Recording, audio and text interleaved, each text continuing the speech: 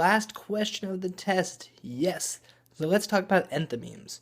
And before I really begin to get into it, I would just like to apologize because I'm going to be looking a lot at my computer screen right in front of me. So if I seem a little bit off focused, I'm looking at that so I can go over the actual enthymemes that I have down. So first of all, let's go over the question itself.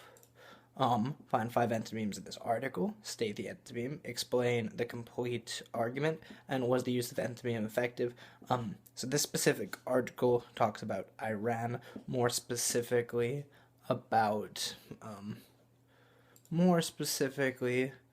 about the Iran nuclear deal, which was recently passed, by Obama.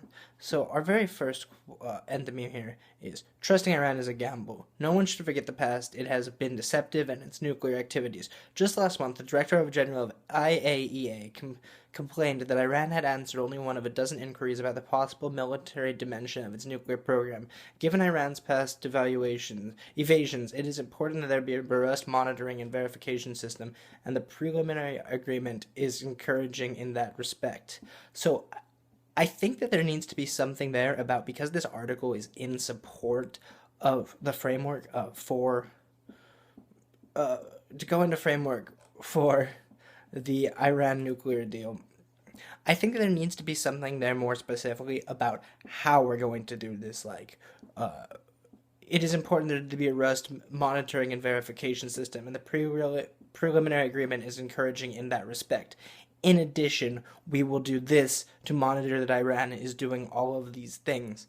And I think that either way, it's kind of actually, no, I don't think it's an effective enthymeme in this case, because I believe that without that last little part, they're saying, hey, this is maybe a good idea, but Iran could really, really screw us over here. Even though I'll go into it later about how they did talk about the specifics of the plan, they don't go into enough detail for it to really be effective. Like, they are saying, yeah, but Iran does all of these bad things, but they're not giving enough justification for, in my opinion at least, for them to overcome these things, or for them to put any kind of safe block to prevent Iran from doing these things again, which I think was needed to make the argument a little bit more compelling. So next enthymeme is, if Congress kills this deal not based on expert analysis and without offering any reasonable alternative, then it is the United States that will be blamed for the failure of diplomacy. International unity will collapse and the path to conflict will widen. Again, I think that this is actually a very effective enthymeme, but I think that what needs to be added here is something about why international diplomacy is so important in that area, especially with Israel and with Iran. The United States has always in the past kind of sided with Israel, so that's kind of a big deal really to go about into that actual thing. And I do kind of think he needs to point out, this is why the United States will look like a failure, this is why we can't fail. But either way, I do think that that's a good argument. I do think that that'll appeal enough to the general public. I just think there needs to be a little bit more added to the argument maybe to make it a little bit more effective. But like I said, I do think it is overall effective, and failure is not good. If he can just explain to us why we can't fail, I do think it would maybe be a little bit of a better statement. Now let's go on to next one. So next, they should also take seriously another point that the president made, that an alternative to diplomatic agreement is that we can bomb Iran's nuclear facilities, thereby starting another war in the Middle East and setting back Iran's program for 3 years. So I think that what needs to be added here is, there's obviously not those two alternatives. That the alternative to diplomatic argument is that we can bomb Iran's nuclear facilities. I mean, maybe on an extreme end there is an argument there, but I do think there needs to be something kind of inserted that's not as extreme as, we're either doing this or we can bomb all of these facilities. I mean, there may be other arguments to be made for Iran in terms of diplomacy, or there may be other bills we can pass or other treaties we can pass, because as we can see right now, this is a very heated issue. There's a lot of people that are against this, just as there are people for this. And again, it's very politically polarizing. Yeah, it's a very heated issue. I do think that this is a somewhat effective statement in the fact that because it does use extremes, which is part of this idea of nth beam, we're able to see, oh my god, we're going to come down to this bombing idea as a final result. And that really appeals to people. So I do think that that's kind of effective. But at the same time, because it does use this idea of extremes, I feel like it could be more effective if there was a little bit more logical evidence or maybe even any other alternative.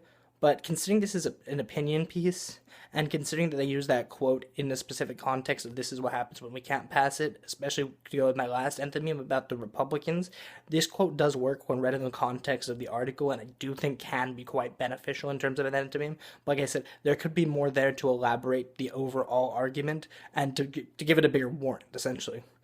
Yes, now going on to my second last one. But Thursday, Iran and the so-called P51, the 5 permanent members of the United Nations Security Council plus Germany, announced parameters for an agreement that were highly specific and frankly somewhat reassuring.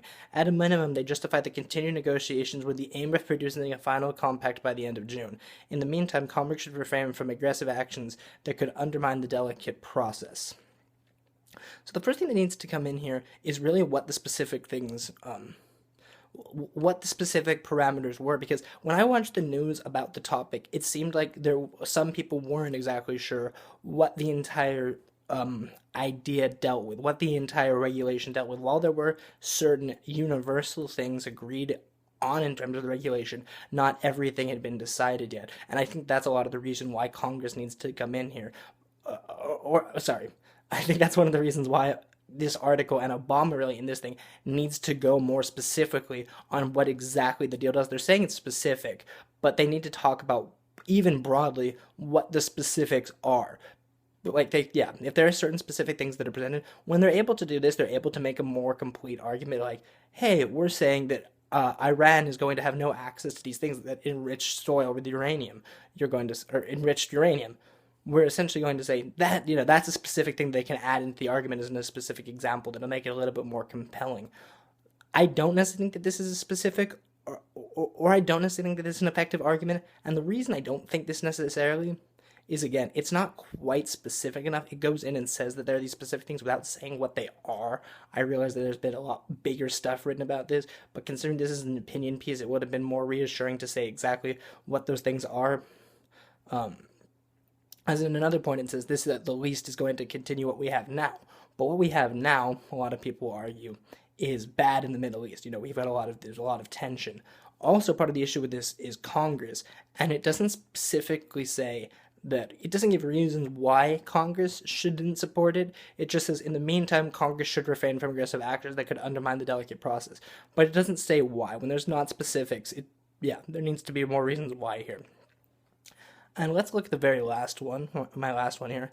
As President Obama concluded, nothing is agreed to until everything is agreed to. So, obviously, this is an anthem that's just based on the simple, A, B, C rule. So basically, nothing is agreed to until everything is agreed. Really, neither of the statements are necessary. I mean, everything is agreed is really the main necessary part of that thing, or nothing is agreed is the main part of that thing. So I think thinking something like nothing is agreed until everything is agreed, and then we could come up with a compromise to a final solution would be kind of like the entire argument. So I don't necessarily think that's an effective system, because very rarely do people have an entire agreement. Like, this idea that everything is agreed implies that everything entirely on the bill has to be agreed, whereas right now we can see there's issues in Congress, but we also don't know if there's actually issues that could arise in Iran or something like that that's come up. I don't know if everything ever really gets agreed, so I don't necessarily think that that's that good of an argument or that good of a way of saying it. I think it might have been better to say something like, oh, we're working with the relations here, we're trying to come up with these specific parameters that could be applied here. Or we're trying to come up with a compromise for this. We're agreeing on this, they're agreeing for this, we're going to come up somewhere in the middle. When they say that nothing is agreed until everything is agreed, once again, because there's not necessarily this concept of universal agreement, I don't know if anyone's going to really buy that as an argument. And I do think that there needs to be a little bit more into there and say, we're trying to come up with a middle ground. When we come up with a middle ground, we're able to come up with an agreed ground.